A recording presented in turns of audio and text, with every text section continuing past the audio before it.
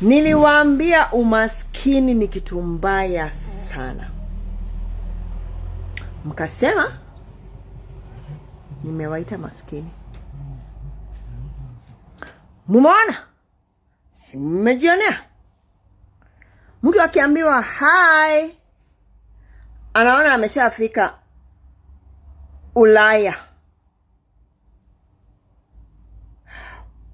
Utajiri inaanzianga hapa kwa akili. Ukiangalia kila kitu kwa maisha yako bila kufikiria, hapa ndio utafika. Kila mtu kwa barabara, hi, hi. Alafu ukifika unapewa glasi ya maji. Alafu mnataka kuniambia hiyo si umaskini ya akili?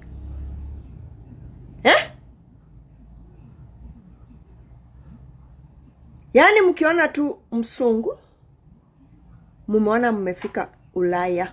Hata wengine wenyu mmeshaanza kupangia harusi. Niliwaambia umaskini ni kitu mbaya sana. Mimi kwa hii maisha, kama kuna kitu naogopa, hata si ugonjwa, umaskini. Kwa sababu umaskini itakufanya ufanye the most desperate things utawaiamini.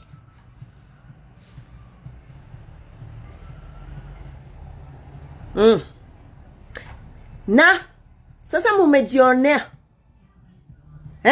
na macho yenyu hivi.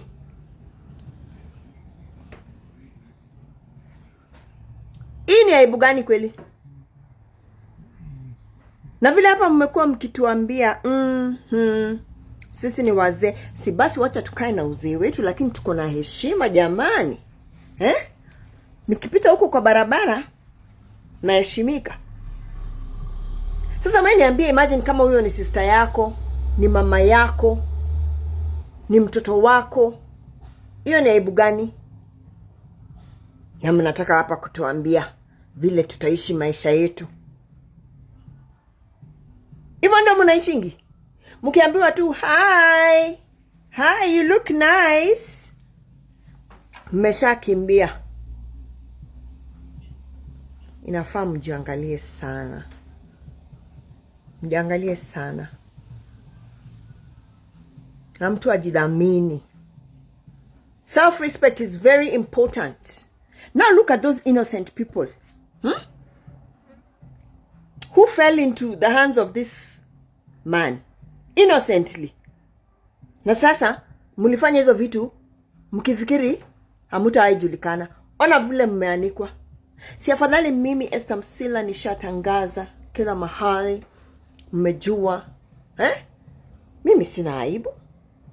Hata nikiwa mzee, hata nikiwa bwana yangu ni younger than me, lakini ni mtu anaheshimika.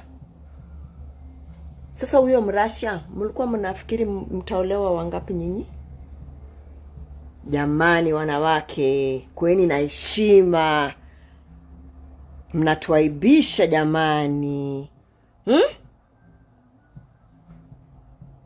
Msiwe hivyo.